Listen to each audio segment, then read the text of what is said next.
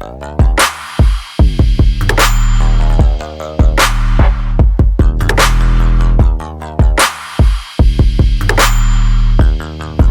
dia, boa tarde, boa noite, meus irmãos. Aqui é seu irmão Alisson Tonassi, mais uma vez para falar de espiritismo, umbanda e espiritualidade. E hoje nós estamos no livro dos médiuns, no capítulo que fala sobre médiuns mecânicos.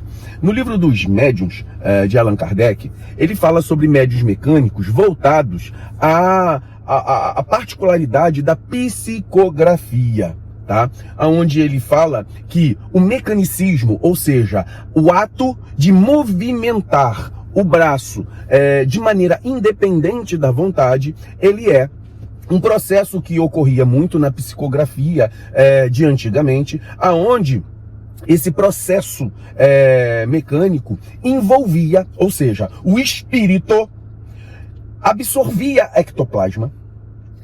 Essa absorção do ectoplasma era trabalhada pelo espírito, que tinha muito a ver com os médiuns de materialização, médiuns doadores de fluidos, que faziam efeitos físicos. Ou seja, ele pegava esse ectoplasma, envolvia a matéria do braço do médium, e, como se fosse um efeito físico, começava a movimentar a estrutura física do braço do médium, fazendo movimentos como se ocorria nas mesas girantes, movimentação de objetos daqui para ali, no estudo de Kardec. Então, como é que ocorre esse processo? O espírito pega o ectoplasma, o fluido vital do médium, ele trabalha essa energia materializada, envolve o braço do médium e, por passividade do próprio médium, aquele ectoplasma que envolvia toma movimentos.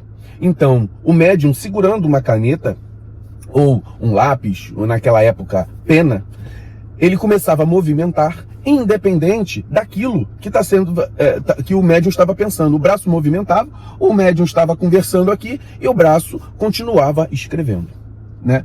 É claro que eu, particularmente, nunca vi uma mediunidade mecânica, tá? Nós não utilizamos a psicografia de maneira comum nos nossos terreiros. Hoje, apesar de começarmos a ter produtores de conteúdos de livros através de psicografias, essas psicografias, elas são oriundas de um momento que o médium faz dentro do seu domicílio ou dentro do próprio terreiro, mas num momento específico. Normalmente, não dentro de uma gira de umbanda. Então, na gira de umbanda, esse mecanicismo, ele ocorre em alguns processos. Normalmente, o médium vai estar incorporado, e nesse que é um processo diferente do processo mecânico, mas algumas vezes, antes, no processo de transe mediúnico, ele pode, por exemplo, eu vou citar o exemplo de um irmão, muito irmão meu, Pai Paulo Ludogero, que em alguns momentos, no seu desenvolvimento mediúnico e até hoje, ele sente movimentações do seu braço, movimentações que ele tem independente da sua vontade. Ou seja, apesar da mente dele estar voltada para o transe mediúnico, o braço se movimenta. Então, assim, a gente não tem certeza de como é esse processo, especificamente na pessoa que eu estou dando o exemplo, mas estou também... a gente pode pensar que pode ser um processo desse. Então, eu acredito que dentro da nossa religiosidade, nós vamos ter momentos em que nós estamos no transe mediúnico e partes do nosso corpo, partes da nossa estrutura orgânica possa ser envolvida por elementos ectoplasmáticos e a espiritualidade, por exemplo, ter movimentos independentes da vontade do médium. Então, isso pode ocorrer dentro da nossa religião, apesar de ser algo muito incomum para nós.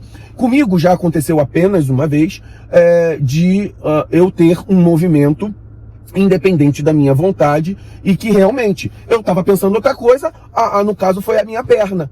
Então ela teve um movimento X que foi independente da minha vontade. Apesar de eu estar pensando em outra coisa, não estar ligado nem nas questões da mediunidade em si para o transe, não estava percebendo, e eu tive um movimento involuntário que poderia estar ligado a esse processo, mas é muito difícil a gente afirmar.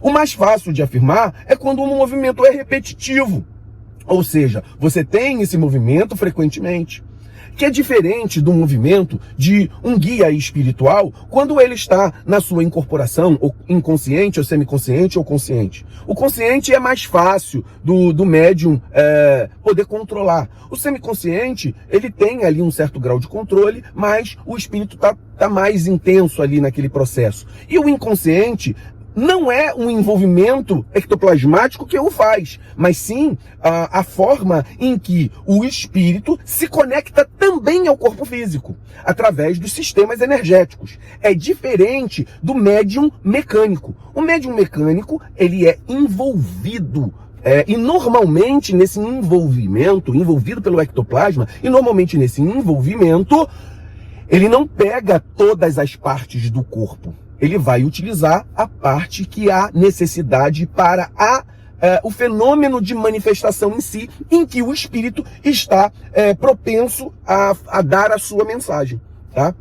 Então é muito importante a gente perceber essas diferenças. Eu estou falando de umas mediunidades que são incomuns, mas mesmo elas sendo incomuns, elas podem ocorrer. Então é importante que nós tenhamos um pouco de visão em relação a isso, para que a gente possa entender quais são os mecanismos que proporcionam até mediunidades incomuns. Então, por isso que eu estou falando dos médiuns mecânicos, tá? Então, muitas vezes, eu acredito muito que os médiuns doadores de ectoplasma que se tinha antigamente, hoje foram revertidos para a mediunidade de cura. Então, não há necessidade realmente de ter uma escrita mecânica se a gente tem uma qualidade de comunicação mental que é treinada e bem firmada.